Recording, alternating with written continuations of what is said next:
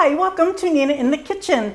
I have a baking philosophy, and that is that if I can't make it better than something I can purchase, I'm not going to make it.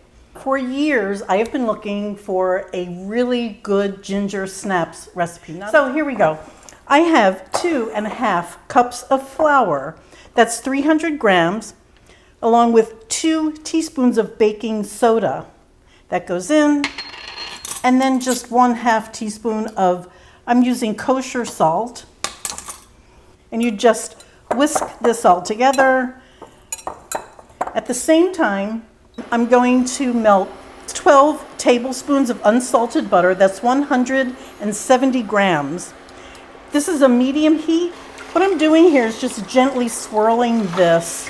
And the reason is because if I don't, it will stay still and pop, just like that. So you want to swirl this. It takes a couple of minutes. And what I'm doing is dehydrating the butter.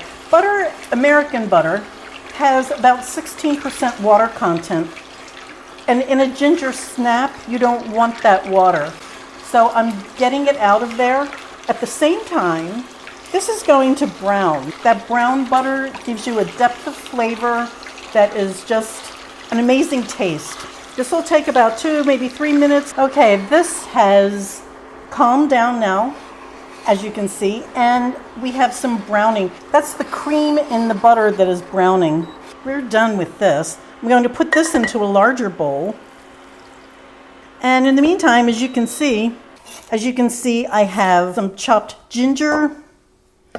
That was crystallized ginger. Now here I have a jar of crystallized ginger. Some of this was done professionally, some was done in my kitchen by me. Very simple to do. You just finely sliced ginger, you put it in a sugar syrup, and you just let it boil away.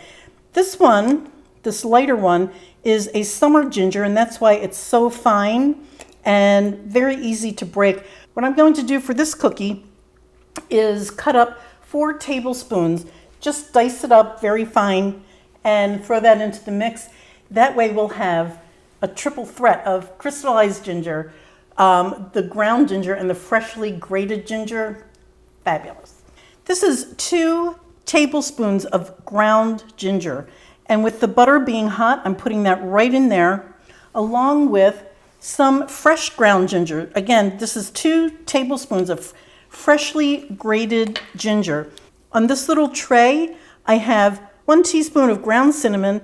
This is a 1/4 teaspoon of black pepper, 1/4 teaspoon of clove, which is very strong, ground clove, and then a pinch, and as you know, a pinch is 1/8 of a teaspoon of cayenne pepper.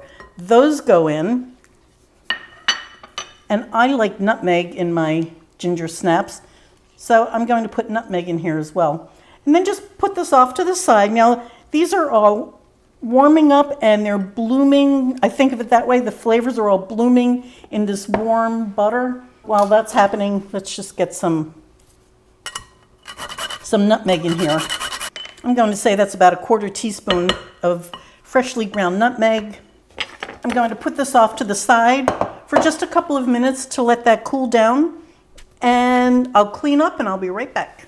Okay. We are ready to move on. So here's how we finish this up. This is the spices, the ginger, and the butter. That's in one bowl. Here I have the flour that's been mixed with the baking soda and salt. This is 1 1/4 cups of packed brown sugar. That's 280 grams.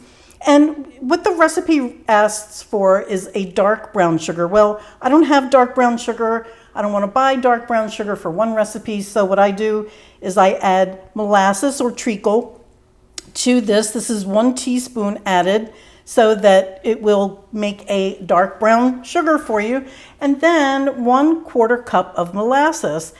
All of this goes in, oh, I'm sorry.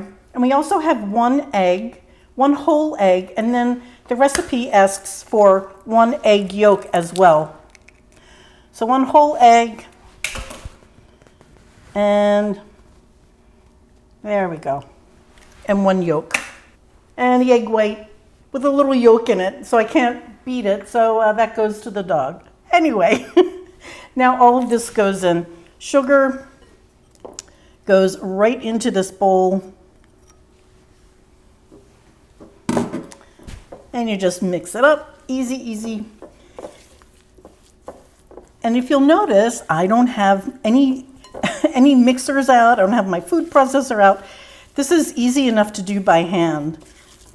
And if I'm saying that, you know, it's pretty easy. Now, here goes the molasses. What I did was I sprayed this little cup with oil so that I could easily get this out. And molasses comes out easily that way. Look at that. Then the egg with the yolk go in, and you just sort of beat those up. It doesn't have to be very much. You just want to break it. Then we add the flour. I'm going to add the flour in 1/3 increments. And just kind of fold it in. This is about 1/3 of the flour that went in, and you just want to stir it together until it just comes together, and then you add your next installment. As soon as that flour gets worked in there, the next batch goes in. This is the end of it. Well, this flour has been incorporated into the rest of the dough. If you see some little white streaks or something, don't worry about it. They'll work themselves out. I'm taking this, putting it back into the smaller bowl. I will cover this and put it in the fridge for about an hour.